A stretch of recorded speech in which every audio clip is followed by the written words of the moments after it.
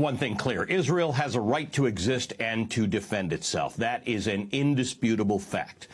But so do Palestinians, and that's a fact that's often ignored.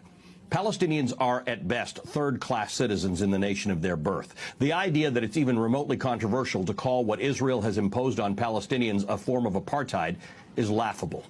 One look at a current map of Israel, Gaza, and the occupied territories conjures up only one other example: apartheid-era South Africa. The Israeli government, on an ongoing basis, declares parcels of land on which Palestinians live to be either of military or archaeological importance, causing residents to be evicted. Sometimes there's a court case, and almost always the Palestinians lose. Yet months or weeks later, that same important land suddenly becomes home to a brand new Israeli settlement. As more and more Jewish settlers take over land on which Arabs live, the occupied West Bank becomes de facto more Israeli and, in the explicit hopes of the Israeli government, more Jewish. This is a long-standing attempt and a deliberate attempt to force Arabs who have lived in that land, sometimes for hundreds of years, out. It's an attempt to dilute their presence, because to have Arabs as full participants is, in the opinion of the Israeli government and their courts, diluting Israel. Just prior to the pandemic, I toured many of the contested areas and homes from which Arabs are being pushed out, both in Israel proper and in the occupied territories. Palestinians don't control the important parts of their lives. Palestinian families are refused permits to build or renovate their homes. When they connect their homes to the municipal water supply, Israeli soldiers sometimes cut the pipes. When they attempt to harness solar energy because their homes are not on the grid, Israeli soldiers literally come and remove solar panels from their homes. I spent an hour and a half traveling alongside an elderly Palestinian woman who was being transferred between 3 ambulances from Gaza to the no-man's land in between and then into Israel to get cancer treatment.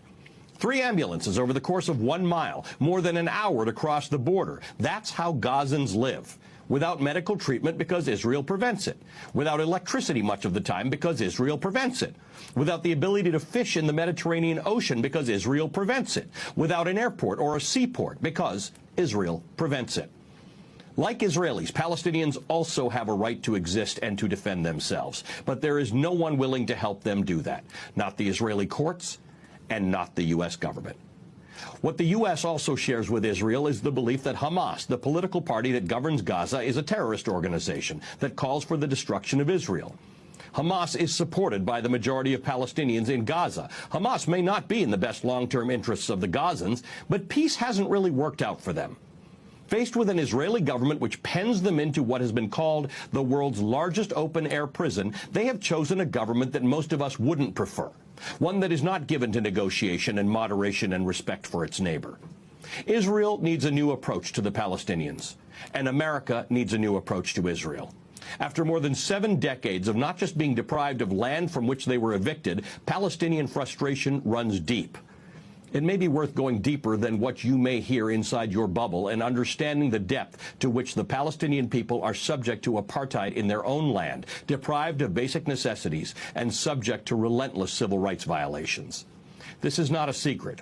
It's out there for you to see. You just have to look for it.